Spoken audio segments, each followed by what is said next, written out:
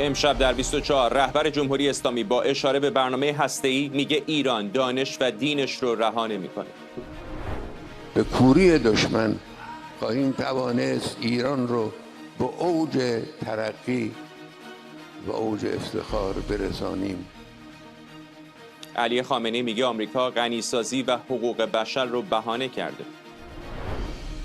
تلاش بغداد در کنترل شبه نظامیان مورد حمایت ایران در جنگ 12 روزه. نخست وزیر عراق میگه نزدیک 30 حمله هوایی این گروه‌ها رو خنثی کرده. بریتانیا میگه فلسطین رو به رسمیت میشناسه مگر اینکه اسرائیل تغییر مسیر بده. همزمان سازمان ملل درباره وقوع قحطی در غزه هشدار داده. و ادامه بازداشت گسترده زنان توسط ماموران امر به معروف طالبان در کابل. شورای عالی مقاومت برای نجات افغانستان از جامعه جهانی خواسته فوراً اقدام کنه. از استودیوی ایران اینترنشنال این 24 است با فرداد فرهزاد.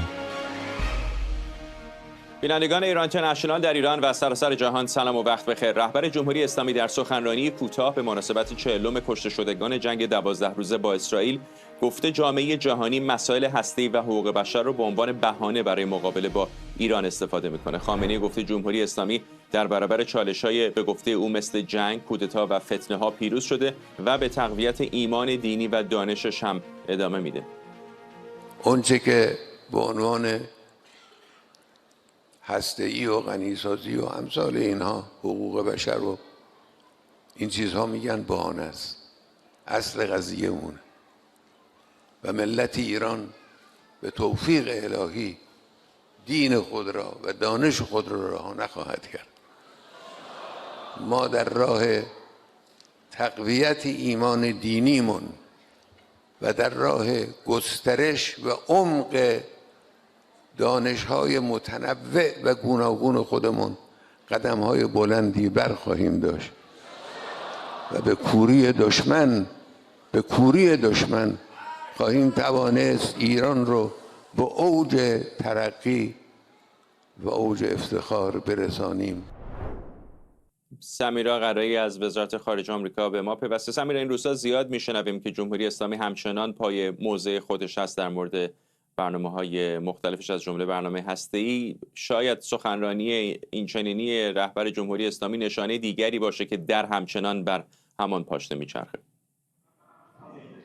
همینطوره، در بر همان پاشنه میچرخه. آقای عراقچی بارها تاکید کرده که حق غنیسازی رو جمهوری اسلامی از دست نخواهد داد و صحبت‌های علی خامنه‌ای امروز سه‌شنبه هم بسیار کلیدی است در رابطه با حفظ دین و حفظ دانش. اگرچه که علی خامنه‌ای به روشنی اشاره به بحث هسته‌ای یا بحث غنیسازی نمی‌کنه، اما در یک کلیتی داره میگه که آن چیزی که غربی‌ها به دنبالش هستن ضعیف کردن دین و دانش هست و بحث هسته‌ای و بحث‌های دیگر بحث‌های فرعی است. نظیر این صحبت‌ها رو پیشتر هم کرده بود. یک دهه پیش زمانی که بحث موشکی جمهوری اسلامی تا حدی داشت مناقشه برانگیز میشد، علی خامنه‌ای گفته بود که وقتی که بحث هسته‌ای شد، من گفتم اگر هسته‌ای رو بدید فردا دنبال موشکی میان، اگر موشکی رو بدید روز بعدش به دنبال پهپادی میان. و داریم می‌بینیم که باز این رو داره تکرار میکنه که بحث هسته‌ای و بحث حقوق بشر اینها همه بهانه است.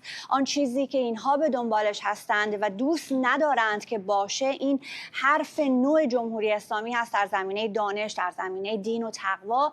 و در نهایت میگه ما این رو درش گام‌های بلندتری رو برخواهیم داشت. خب تفسیر و تحلیل راجبش بسیار زیاد داره الان انجام میشه، ولی اگر بحث دین رو به مثابه خود جمهوری اسلامی بگیریم و دانش رو به مثابه برنامه هسته‌ای و شاید برنامه موشکی، داریم میبینیم که چطور این دو رو به هم پیوند زده و مشخصا داره میگه اینها از هم جدا نخواهند شد و دست از اینها بر نخواهیم داشت و در این زمینه پیشتر هم خواهیم رفت. این کاملا در تعارض و در تضاد قرار میگیره با صحبت‌هایی که آقای ترامپ روز یکشنبه و دوشنبه انجام داد. دونالد ترامپ به روشنی گفت که ایالات متحده اجازه نمیده که جمهوری اسلامی به سلاح هسته‌ای دست پیدا بکنه.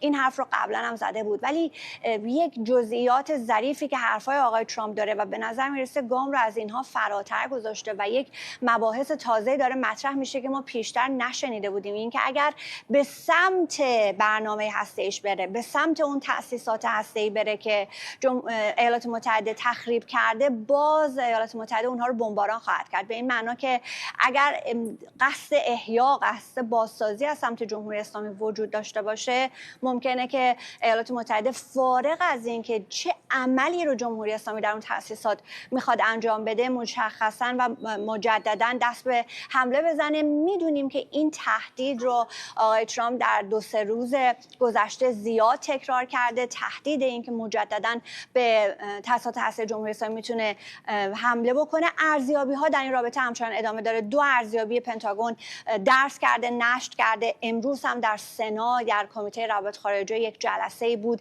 راجع به عملیات چکش نیمه شب، جزئیات بیشتری به سناتورها ارائه شده، پشت درهای بسته بوده و باز یک تحول دیگر که تا حدی شاید بشه به گام‌های بعدی ایالات متحده در رابطه با جمهوری اسلامی ربطش داد، سفر آقایان درمر و هنگبی هست به اینجا واشنگتن. روز یکشنبه وارد شدند، دیروز در فلوریدا با آقای ویتکاف دیدار کردن، قرار با آقای روبیا صحبت بکنن. اگرچه که بحث حماس و آتش بس و گروگان‌ها بسیار این روزها اینجا داغ است، ولی بخشی از دیدارها و صحبت‌های این دو اسرائیلی اینجا در ایالات متحده در رابطه با مسئله ایران و گام‌های بعدی، هماهنگی‌های بعدی برای دیگر مسائل هست و بحث مکانیزم ماشه هم که اسرائیل اصرار داره که فعال بشه و اون رو هم می‌دونیم که فرانسه در تازه‌ترین اظهارات خودش گفته تا پایان تابستان وقت میدن به جمهوری اسلامی که یک پیشرفت ملموس از خودش نشون بده، یک حسنیتی از خودش نشون بده و تا اینجا اینها صبر خواهند کرد. به نظر میرسه اون بحث تمدید مکانیزم ماشه از اکتبر تا 6 ماه بعد، اون رو شاید به نظر میرسه باید در این مرحله فراموش بکنیم. فرداد ممنونم از تو. سمیرا قرایی از وزارت خارجه. جمشید برزگر، روزنامه‌نگار و تحلیلگر سیاسی از تورنتو به ما پیوسته. آقای برزگر، میشه گفت که آیا دیگه آب پاکی رو رهبر جمهوری اسلامی روی دست همه ریخته که موضع جمهوری اسلامی قابل تغییر دست کم در این لحظه نیست؟ شما به بله، البته این صحبت‌ها رو حتی سریع‌تر و شفاف‌تر در روزهای گذشته از جمله عباس عراقچی مطرح کرده بود. آقای برزگر، عذرخواهی میکنم صداتون بسیار منقطع هست در حدی که حتی قابل تشخیص هم نیست. حالا سعی میکنیم در ادامه دوباره با شما تماس بگیریم. از این فرصت استفاده میکنیم میریم به خبر بعدی. امیدوارم که همکارانم بتونن ارتباطمون رو دوباره با شما به نحوی بهتر برقرار بکنن. با ادامه بحران آب و برق در ایران، استانداری مازندران میگه برای مدیریت بهتر منابع انرژی فردا چهارشنبه همه دستگاه‌های اجرایی، ادارات دولتی و نهادهای عمومی غیر دولتی در این استان تعطیلند. مشکل کم آبی در ایران در عین حال مورد توجه حساب فارسی وزارت خارجه آمریکا در شبکه اجتماعی اکس هم قرار گرفته. این وزارتخانه با انتشار پستی نوشته مردم ایران همچنان از عواقب واقعی طمع، فساد و سوء مدیریت منابع آب توسط حکومت رنج میبرند، در حالی که مردم ایران شایسته بهتر از این هستند. در همین حال در شهرستان خمام گیلان هم شماری از شهروندان به نشانه اعتراض به بحران بیابی تجمع اعتراضی برگزار کردند.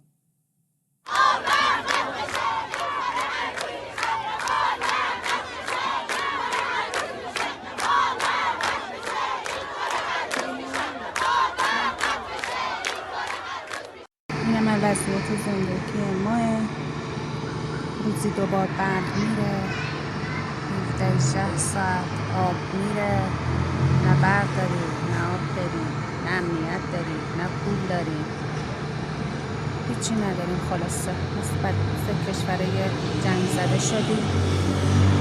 این وضعیت زندگی ما، روزی 2 بار برق میره. فقط من یه سوال داشتم خدمت مسئولین جمهوری اسلامی، شما خودتون خجالت نمیکشید واقعا؟ این اخبار کل دنیا پخش میشه، شما خودتون خجالت نمیکشید؟ نخست وزیر عراق از خنثی‌سازی 29 تلاش گروه‌های نیابتی جمهوری اسلامی برای حمله به اسرائیل و پایگاه‌های آمریکا در جریان جنگ 12 روزه خبر داده. به گفته محمد شایع السودانی، این گروه‌ها به دنبال شلیک راکت و پهپاد به اسرائیل و پایگاه‌های آمریکایی بودند. به گفته سودانی، دولت او برای جلوگیری از ورود گروه‌های نیابتی جمهوری اسلامی به درگیری‌ها از ترکیب فشار سیاسی و نظامی استفاده کرده. علی صدزاده تحلیلگر مسائل خاورمیانه از فرانکفورت با ماست. آقای صدزاده، به طور سنتی به خصوص بعد از سرنگونی صدام حسین، جمهوری اسلامی عراق به شکلی حیات خلوتش بوده، نفوذ زیادی داره، گروه‌های نیابتی زیادی در اونجا داره، ولی انصافا در این جریان جنگ با اسرائیل به نظر نمیرسه که خیلی تونسته باشه اونها رو فعال بکنه در مقایسه با گروه‌های دیگری مثلا حوثی‌ها.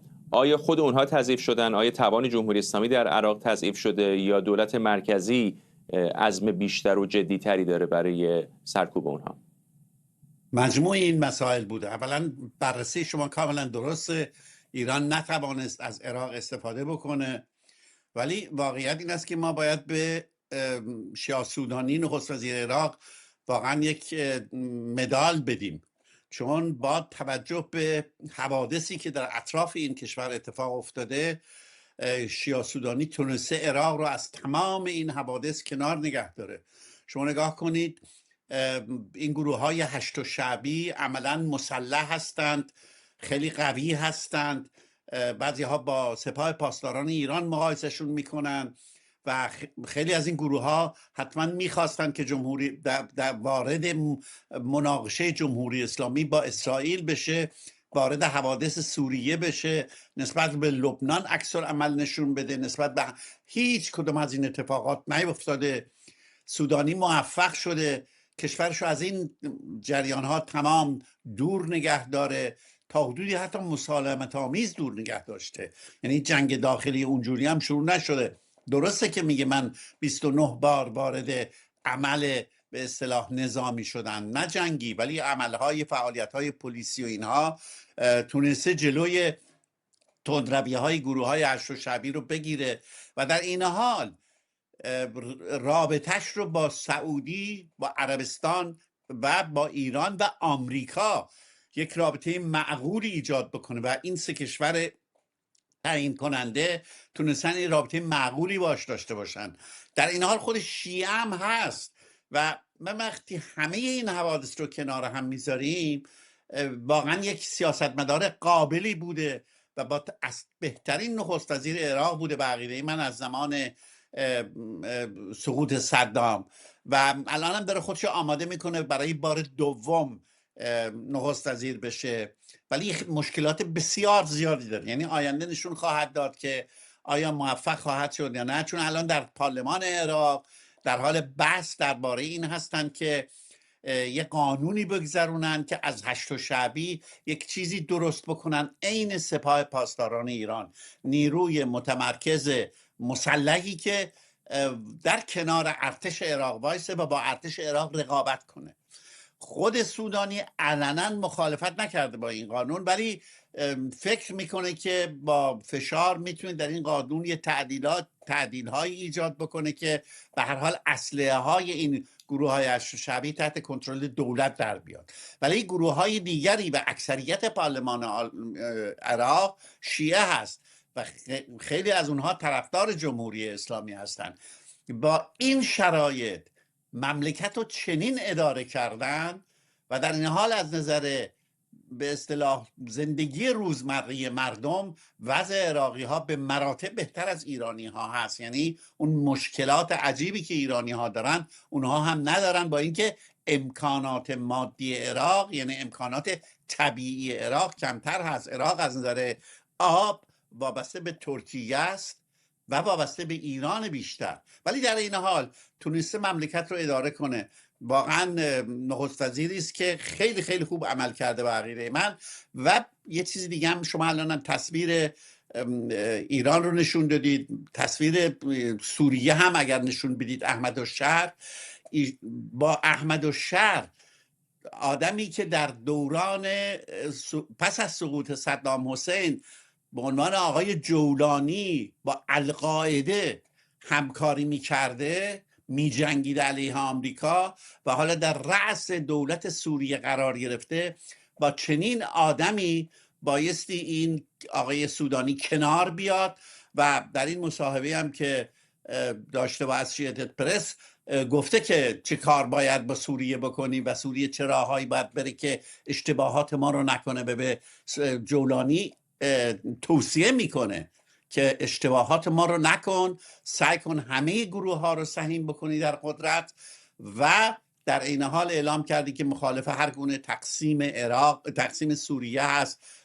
ظاهرا نگاهی به کردها داره و حتی نگاهی هم به اسرائیل داره که نیروهاش به هر حال در جنوب سوریه هستند.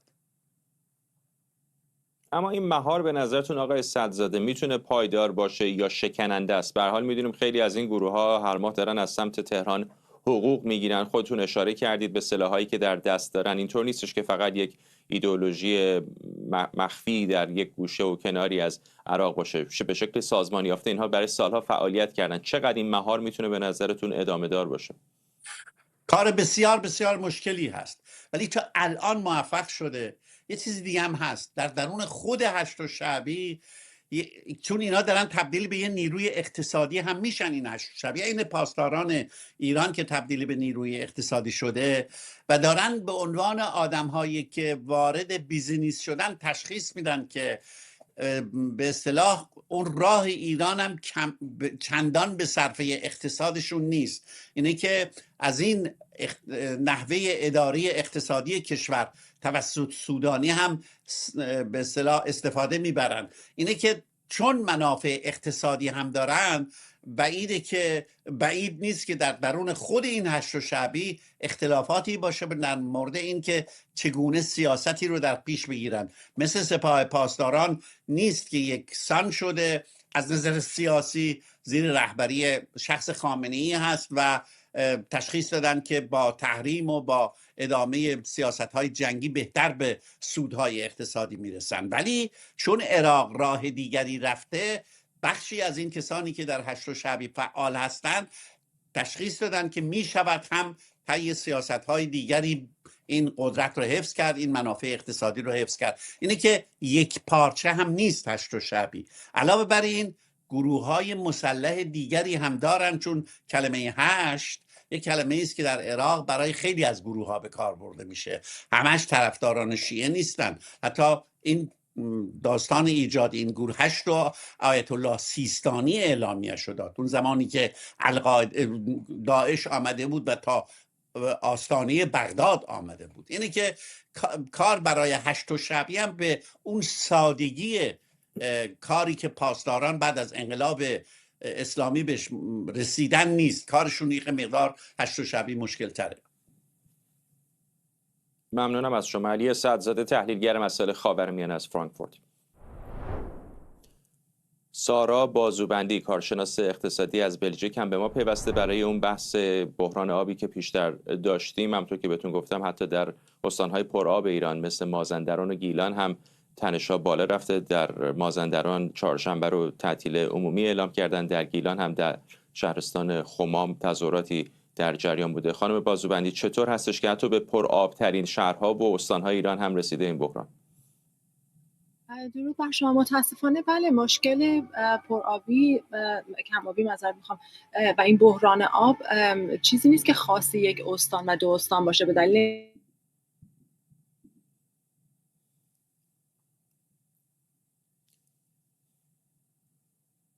خب متاسفانه ارتباطمون با خانم بازوبندی قطع شد. سعی می‌کنیم در ادامه برنامه دوباره به او بازگردیم. ساعتی پیش نخست وزیر بریتانیا گفت اگر اسرائیل اقدامی معنادار برای پایان دادن به وضعیت غزه انجام نده، لندن تا پیش از نشست مجمع عمومی سازمان ملل در سپتامبر کشور فلسطین رو به رسمیت میشناسه. صحبت‌های کیر استارمر در حالی که مجمع عمومی سازمان ملل متحد برای دومین روز میزبان نشستی برای گفتگو درباره راه حل دو کشوری میان اسرائیل و فلسطین. اسرائیل و آمریکا این نشست رو که به ابتکار وزرای خارجه فرانسه و عربستان برگزار شده تحریم کردند و اسرائیل این اقدام رو پاداش به تروریسم خونده. آنتونیو گوترش دبیر کل سازمان ملل هشدار داده راه حل دو کشوری به دلیل تخریب غزه و تهدید اسرائیل به الحاق کرانه باختری بیش از همیشه دور از دسترس به نظر میرسه. در همین حال سازمان ملل متحد هشدار داده نوار غزه با گرسنگی گسترده و افزایش مرگ و میر ناشی از اون مواجهه. بنا به گزارش سازمان ملل در 4 ماه گذشته حدود 20,000 کودک به دلیل سوء تغذیه بستری شدند و در 2 هفته گذشته دست کم 16 کودک زیر 5 سال بر اثر گرسنگی جان باختند.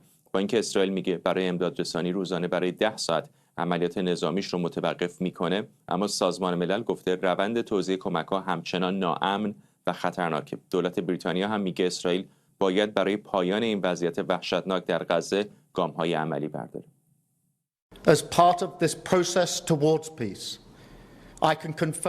به عنوان بخشی از این فرایند برای صلح تایید می‌کنم که بریتانیا تا زمان برگزاری مجمع عمومی سازمان ملل در ماه سپتامبر کشور فلسطین را به رسمیت خواهد شناخت، مگر اینکه دولت اسرائیل گام‌های اساسی برای پایان دادن به وضعیت وحشتناک در غزه بردارد، با آتش‌بس موافقت کند و به صلحی پایدار و بلند مدت متحد شود که چشمانداز راه حل دو کشوری را احیا کند. این شامل اجازه به سازمان ملل برای از سرگیری ارسال کمک‌ها و اعلام صریح این است که هیچ الحاقی در کرانه باختری انجام نخواهد شد. در عین حال پیام ما به تروریست‌های حماس بدون تغییر اما قاطع است. آنها باید فوراً همه گروگان‌ها را آزاد کنند، با آتش‌بس موافقت کنند، خلع سلاح شوند و بپذیرند که هیچ نقشی در اداره غزه نخواهند داشت. ما در ماه سپتامبر ارزیابی خواهیم کرد که دو طرف تا چه حد این گام‌ها را اجرا کردند. خب بریم به خود سازمان ملل. همکارم مریم رحمتی از اونجا به ما پیوسته. مریم، اول فرانسه، الان بریتانیا، دو عضو غربی شورای امنیت سازمان ملل حرف از این میزنن که میخوان کشور فلسطینی رو به رسمیت بشناسن. 2 روز هم از در اون جایی که تو هستی نشستی برای راه حل دو کشوری پیش رو گرفتن بعضی از کشورهای عضو سازمان ملل متحد. به نظر میرسه که فشارهای دیپلماتیک روی اسرائیل داره بسیار زیاد میشه. همینطوره، دو کشور عضو اصلی و دائم سازمان ملل با حق وتو حالا میبینیم که دارن با وضعیتی که در غزه جریان داره به سمتی میرن که به زودی تا ماه سپتامبر و قبل از برگزاری نشست مجمع عمومی سازمان ملل کشور فلسطین رو به رسمیت بشناسن. کلا ما امروز شاهد یک چرخش سیاسی دراماتیک بودیم از سوی بریتانیا. ساعتی قبل دیوید لمی وزیر خارجه بریتانیا در همین پشت سر من در حضور خبرنگاران در حاشیه همین کنفرانس راه حل دو کشوری اعلام کرد که این کشور فلسطین رو به رسمیت خواهد شناخت و ولی کلا مشروط کرد که این رسمیت شناسی رو بر اینکه اگر اسرائیل رفتار خودش رو تا ماه سپتامبر تغییر نده و وضعیت در نوار غزه که حالا بسیار هم بحرانی هست تغییر پیدا نکنه، بریتانیا فلسطین رو به عنوان یک عضو اصلی سازمان ملل به رسمیت خواهد شناخت. میدونیم که رئیس جمهور آمریکا دونالد ترامپ خیلی زود به این موضوع واکنش نشون داد و گفت که روز گذشته که با کیر استارمر در اسکاتلند دیداری داشته در این مورد حرف نزده بودند در مورد به رسمیت شناسی فلسطین و گفته که این تصمیم بریتانیا میتونه به نفع حماس باشه و آمریکا خودش رو کاملا از جبهه این کشورها جدا دونسته و قرار نیست چنین تصمیمی رو بگیره. میدونیم که هفته گذشته هم فرانسه اعلام کرد که در ماه سپتامبر فلسطین رو به رسمیت خواهد شناخت و به دقیقاً به همین دلیل هم این کنفرانس راه حل دو کشوری رو با کمک عربستان سعودی برگزار کرد تا بتونه کشورهای بیشتری رو با خودش همراه بکنه تا بتونن از طریق راه حل دو کشوری صلح رو دوباره به گفته فرانسه به خاورمیانه و مخصوصاً به اسرائیل و مردم فلسطین برگردونن. به نظر میرسه که این تلاش‌های فرانسه داره نتیجه میده. کشورهای بیشتری در حال پیوستن به این روند هستند، به روند به رسمیت شناختن کشور مستقل فلسطین. لیست هنوز نهایی نشده که چند کشور دقیقاً، اما دیپلمات‌های فرانسوی اینجا به ما میگن که لیست داره طولانی‌تر میشه و کشورهای بیشتری مخصوصاً کشورهای اروپای غربی که قبلا در حمایت از اسرائیل از به رسمیت شناختن فلسطین دوری کرده بودن حالا دارن مواضع خودشون رو تغییر میدن. ما اینجا در مقر سازمان ملل فردا داریم میشنویم که کانادا هم داره خودش رو آماده میکنه تا در قطار فرانسه و بریتانیا قرار بگیره و فلسطین رو به رسمیت بشناسه تا ماه سپتامبر امسال. اون چیزی که قابل توجه هست تغییر موضع کشورهای اروپای غربی هستش. کشورهای عربی به شدت استقبال کردن از این موضوع. قرار هست که یک سندی هم اینجا به نشر برسه که اولین بار خواهد بود که تمام کشورهای منطقه و کشورهای عربی حملات 7 اکتبر و حماس رو محکوم میکنن و همچنین میگن که اگر اسرائیل با راه حل دو کشوری موافقت بکنه کشورهای عربی با هم یک جا روابط خودشون رو با اسرائیل عادی سازی خواهند کرد. فردا هم این کنفرانس ادامه داره و باید منتظر نتیجه مهمتر و بیشتری از این کنفرانس باشیم. ممنونم از تو. مریم رحمتی در مقر سازمان ملل متحد در نیویورک. کامران متین، استاد روابط بین الملل در دانشگاه ساسکس از برایتون با ما. آقای متین، اینها به نظرتون بیشتر ژست‌های دیپلماتیک است که از فرانسه و بریتانیا و بعضی کشورهای غربی دیگر می‌بینیم برای راضی کردن افکار عمومی داخلی به خصوص اونهایی که در طیف چپ هستند، یا واقعا میتونه تاثیر عملی هم داشته باشه به خصوص در مجمع عمومی سازمان ملل؟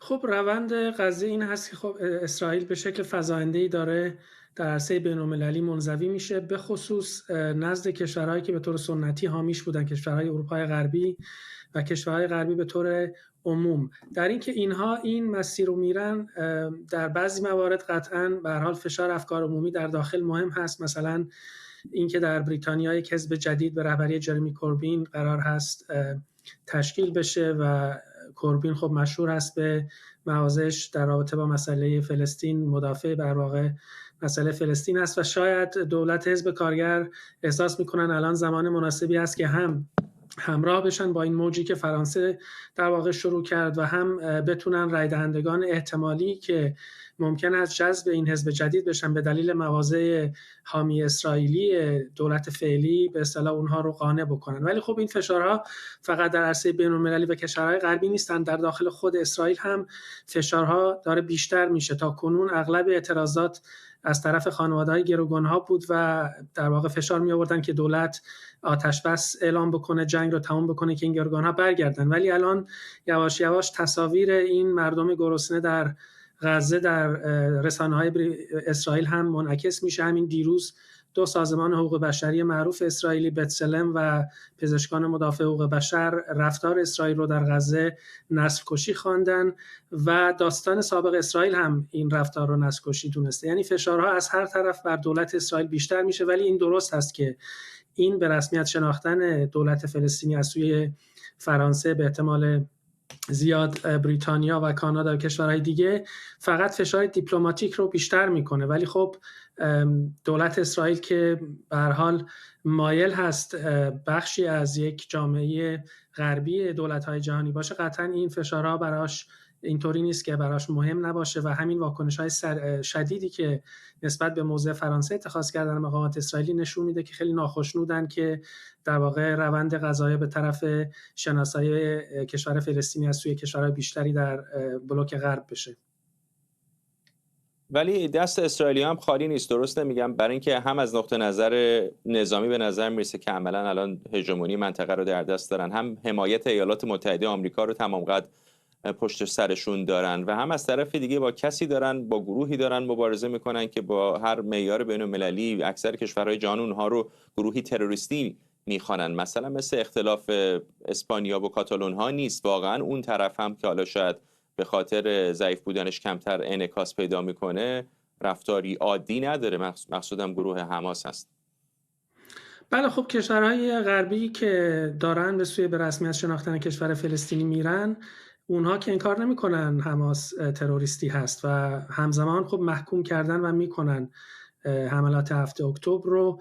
ولی بحث بر سر این هست که مقابله با یک حمله تروریستی از نظر این کشورها و همچنین نهادهای بین‌المللی نمیتونه مجوزی برای نسل کشی یا پاکسازی قومی باشه که اسرائیل متهم هست به این جرایم در نزد چندین سازمان بین‌المللی و نه فقط یک کشور. ولی به لحاظ قدرت سخت بله، طبیعتاً اسرائیل هنوز تفوق داره، ولی مسئله این هست که در دراز مدت و به شیوه استراتژیک آیا اسرائیل میتونه در واقع حاصل این وضعیت فعلی رو درو بکنه یا نه. چون قبل از 7 اکتبر قراردادهای آبراهام که در واقع چندین کشور عربی داشتن به سوی عادی سازی روابط میرفتن با اسرائیل، چند تاشون حتی این کار رو انجام دادن، ولی عربستان که خب مهمترین کشور بود این رو موکول به در واقع احیای مسئله راه حل دو کشوری کرد که اسرائیل خب مخالفش هست. و در عین حال این جنگ 12 روزه‌ای که اسرائیل علیه ایران انجام داد خب خیلی ضربات سنگینی به جمهوری اسلامی زد. یک نتیجه ناخواستش این هست که کشورهای عربی که قبلا از هراس جمهوری اسلامی به سوی اسرائیل میرفتن الان میبینن که خب جمهوری اسلامی اینقدر هم که خودش ادعا میکرد به هر حال قدرتی نیست، خیلی ضعیف هست و این احتمالاً این کشورهای عربی رو اشتهاشون رو برای یک سازش با هر قیمتی با اسرائیل کمتر کرده و به این دلیل هم هست که ما می‌بینیم مثلا وزیر خارجه عربستان به همراه وزیر خارجه فرانسه این کنفرانس رو دارن در مقر سازمان ملل اداره می‌کنن و پارسال در ماه می که در مجمع عمومی که خب قدرت اجرایی نداره برخلاف شورای امنیت سازمان ملل 143 کشور رأی مثبت دادن به کشور فلسطینی، فقط 9 کشور رأی منفی دادن. یعنی در عرصه بین‌المللی اسرائیل بیشتر و بیشتر منزوی میشه و به هر حال بعد از دولت آقای ترامپ اگر دولت دیگری سر کار بیاد احتمالاً این پشتیبانی فعلی رو به این شکل ممکنه دولت اون زمان اسرائیل نداشته باشه و به هر صورت الیت سیاسی اسرائیل احتمالاً به این هم فکر میکنن که به هر حال در دراز مدت راه حل این منازعه میتونه صرفاً از راه جنگ نظامی باشه یا باید به هر صورت یک شکلی از در واقع صلح رو مبتنی بر حق تعیین سرنوشت فلسطینی‌ها بپذیرن.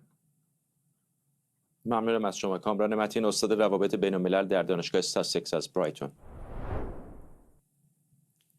خب برگردیم به خبر اول برنامه و اون هم سخنرانی رهبر جمهوری اسلامی علی خامنه‌ای بود در واکنش به جنگ 12 روزه در 40مین سالگرد کشته شدن بعضی از مقامات ارشد نظامی جمهوری اسلامی. جمشید برزگر، روزنامه‌نگار و تحلیلگر سیاسی از تورنتو با ما. آقای برزگر، عذرخواهی می‌کنم ارتباطمون منقطع بود. این رو ازتون پرسیده بودم که آیا صحبت‌های رهبر جمهوری اسلامی آب پاکی رو نمی‌ریزه روی دستان همه کسانی که امید شاید داشتن که جمهوری اسلامی تغییر رویکردی نشون بده؟ بله، با سلام به شما. من هم متاسفم، معذرت میخوام بابت نقصی که پیش اومد. چرا؟ طبیعتا این نشون میده که جمهوری اسلامی علیرغم شکست حقارتبار و تحقیرآمیزی که متحمل شد هنوز در واقع بر همون مسیر قبلی حرکت میکنه و بر همون پاشنه میچرخه. البته به صریح‌تر و روشن‌تر از علی خامنه‌ای در روزهای گذشته عباس عراقچی این نکته رو مطرح کرده بود. او در مصاحبه با فاکس هم اگر یادتون باشه صحبت از این کرده بود که غنیسازی برای جمهوری اسلامی بسیار عزیز است و اون رو رها نخواهد کرد. در واکنش اول ترامپ به اون صحبت‌ها روی جنبه تخریب و شدت تخریب تأسیسات هسته‌ای که یک جنگی با رسانه‌های آمریکا داشت تمرکز کرد، اما روز یکشنبه دیدیم که به چه شکلی در واقع هم جواب اون صحبت‌ها رو داد، هم جواب حرف‌های امروز علی خامنه‌ای رو که کسی که چند هفته دست کم 3 هفته پس از آتش‌بس شهامت این رو نداشت که از مخفیگاه خودش بیاد بیرون، امروز با این ژست‌های نمایشی که مثلا سر پا بایسته و نشون بده که از وضعیت جسمی و روحی خوبی برخوردار هست و بعد بخواد باز هم در واقع رجزخوانی‌های توهی و بیمایه بکنه و صحبت از دین و دانشی بکنه که اتفاقا حرفی است که غربی‌ها میکنن، اثبات همون حرف ترامپ هست که در واقع فردی باید بسیار احمق باشه که در چنین وضعیتی پس از اون شکست تحقیرآمیز مجددا بخواد این صحبت‌ها رو مطرح بکنه. حرف غرب هم دقیقاً همین هست که دین یا به سخن درست‌تر ایدئولوژی جمهوری اسلامی به دنبال دانشی است که اون اهداف اون ایدئولوژی رو برآورده بکنه که چیزی جز ویرانی و مرگ نیست، هم در عرصه داخلی با مردم ایران، هم در منطقه با همسایگان و هم با کشورهایی که اساساً هیچ نوع مرزی با اونها نداره، دلیلی برای دشمنی نداره، مثل اسرائیل یا مثل کشورهای اروپایی یا آمریکایی. یک جنگ تمدنی علی خامنه‌ای به خاطر همون ایدئولوژی خودش رو موظف به پیگیریش میدونه. بنابراین این صحبت‌ها بسیار جدی در غرب گرفته خواهد شد و قطعا میتونه به احتمال یک حمله مجدد رو افزایش بده. این رویکردهای تندروانه از سمت جمهوری اسلامی تا این لحظه که داریم میبینیم به باور شما تاکتیک است، به خصوص در آستانه مذاکرات احتمالی، یا استراتژی کلانش است و با همین مسیر میخواد پیش بره؟ ببینید، واقعیت همین هستش که جمهوری اسلامی در یک بنبست خودساخته گرفتار شده. از یک طرف تأکیدی که میکنن بر اهمیت غنیسازی و اینکه این یک مسئله حیثیتی است، این رو از دست نخواهند داد، کار رو برای تداوم جمهوری اسلامی به شکل فعلی یا سابقش که دیگه اساسا امکان نداره، حتی به شکل استحاله یافته هم با این سیاست ها ممکن نخواهد بود. هرچند ممکنه که در پشت میز مذاکره در واقع جمهوری اسلامی راضی به دادن امتیازات فراوانی بشه و ترامپ هم اگر بتواند در واقع از راه دیپلماسی به اون خواسته ها و امتیازات دست پیدا بکنه، خب به کاری در واقع بدون جنگ پیش خواهد رفت. اما اینکه جمهوری اسلامی این صحبت ها رو بکنه در عرصه داخلی هم همچنان به سرکوب و استبداد خودش در واقع اضافه بکنه، ولی فقط حرف غنیسازی رو بزنه اما در عمل اقدامی انجام نده، با این هدف که زمان بخره، این چیزی که جمهوری اسلامی همواره استراتژیش بوده که در مواجهه با تنگناها و سختی‌ها زمان بخره، سیاست از این ستون به اون ستون رو دنبال بکنه، شاید روزنه‌ای برای خروج خودش از این بنبست پیدا بکنه. اما صرف اظهارات تند علی خامنه‌ای هم نمیتونه مبنایی باشه برای اینکه جمهوری اسلامی در عمل بره به سمت اینکه تأسیسات غنیسازی رو بازسازی بکنه یا تأسیسات جدیدی در واقع ایجاد بکنه. هم آمریکا و هم اسرائیل با در واقع دست بازی که در ایران دارن از نظر اطلاعاتی از کوچکترین اقدامی در این زمینه‌ها مطلع خواهند شد و قطعاً اجازه نخواهند داد که جمهوری اسلامی مثل گذشته راهی طولانی رو در این مسیر طی بکنه. یعنی فکر میکنید که فرصت خریدن زمان رو به اونها نمیدن؟ نمیتونه جمهوری اسلامی دست کم این دوران 3 سال تقریبا باقی مانده از زمامداری آقای ترامپ رو وقت تلف بکنه به شکلی تا از این بحران عبور کنه؟ خیر، من فکر میکنم روابط جمهوری اسلامی و غرب و همسایگانش همونطور که با مردم ایران در واقع این روابط از مرزهای عبور کرده که شما نمیتونید به قبل از اون مرزها بازگردید. یعنی کشتاری که در سال 96 98 1401 جمهوری اسلامی انجام داد تکلیف رو با مردم یکسره کرده. میدونید که در واقع هیچ نوع امکان مصالحه‌ای بین ملت و حکومت دیگه وجود نداره. در مورد روابط خارجی هم همین گونه است. اون چیزی که 4 دهه به تأخیر افتاده بود، حمله نظامی مستقیم و جنگ نظامی مستقیم بین جمهوری اسلامی و اسرائیل و آمریکا، الان اتفاق افتاده. امروز حمله به جمهوری اسلامی به مراتب آسانتر از اون زمانی است که در واقع این اتفاقات نیفتاده بود قبل از اکتبر 2003 و حمله حماس. اما سیاستی که اسرائیل به ویژه در سوریه، در لبنان و در یمن داره دنبال میکنه هیچ دلیل نداره که در شرایطی که برتری کامل نظامی هم داره تکرار نشه. این صحبت ها قطعاً نشون میده که زمان زیادی نیست. در ابتدای مذاکرات هم جمهوری اسلامی با همون سیاست همیشگی خودش دنبال اتلاف وقت بود، اما بارها ترامپ به مقامات جمهوری اسلامی هشدار داد فراموش نکنیم که یک مهلت 60 روزه داده بود و حمله نظامی درست پس از پایان 60 روز در روز 61 انجام گرفت. بنابراین قطعا جمهوری اسلامی نه در عرصه داخلی نه در عرصه منطقه‌ای و بین‌المللی اون زمان رو دیگه نداره و راه دیگری هم نداره. یا باید با معاهده تسلیم بشه. ما از ابتدا هم گفته بودیم این مذاکرات حتی قبل از حمله نظامی مذاکره فقط در اسم، در معنا چیزی جز تسلیم شدن جمهوری اسلامی نیست. یا این رو باید امضا بکنن تسلیم بشن با این معاهده، یا قطعاً با حمله نظامی و اقدام نظامی این تسلیم و شکست نهایی تحمیل خواهد شد به جمهوری اسلامی. ممنونم از شما. جمشید برزگر، روزنامه‌نگار و تحلیلگر سیاسی از تورنتو کانادا. شورای عالی مقاومت برای نجات افغانستان در واکنش به موج بازداشت زنان در کابل و ادامه ممانعت دختران از تحصیل میگه ادامه این وضعیت افغانستان رو به تاریکی میبره. این شورا از جامعه جهانی خواسته برای جلوگیری از اقدامات طالبان فوراً اقدام کنه. در روزهای گذشته ماموران امر به معروف طالبان 10 زن جوان رو در مناطق مختلف کابل به دستور رهبر طالبان بازداشت کردند که با واکنش‌های گسترده جامعه جهانی روبرو شده. همکارم رازی دانش از استودیوی دیگر ما در واشنگتن به ما پیوسته. رازی، بازداشت‌ها چه تأثیری گذاشته روی زنان در خود کابل؟ آیا از حضور اونها در فضای عمومی الان اجتناب میشه؟ چقدر واکنش داشته این بازداشت‌ها؟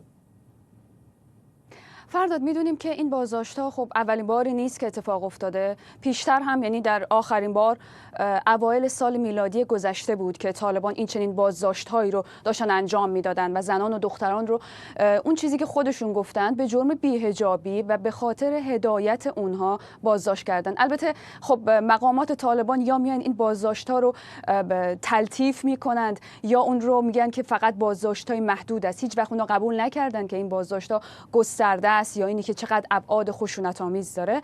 اما چیزی که واضحه اینه که طبعاً این بازداشت‌ها روی رفت آمد زنان تاثیر گذاشته. مثلا تصاویری که ما می‌بینیم که این بازداشت‌ها اول اینکه چقدر خشونت‌آمیز داره انجام میشه.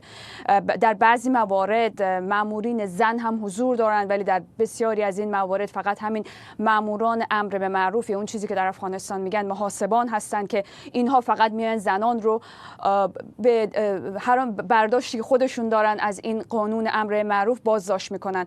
روایت ها خیلی متفاوته. بعضیا میگن بازداشت شدن صرفا به خاطر اینکه مثلا یک کتونی سفید پوشیدن، یا یک گروه دیگه از زنان گفتن بازداشت شدن صرفا به خاطر اینکه داشتن توی خیابون در یک 4-5 تا از خانم ها بودن راه میرفتن و میخندیدن، با وجود اینکه فقط مثلا صدای بلندی هم شاید نداشتن یا اینکه لباسشون کاملا اون چیزی بوده که مطابق بوده با این خواسته امارت اسلامی.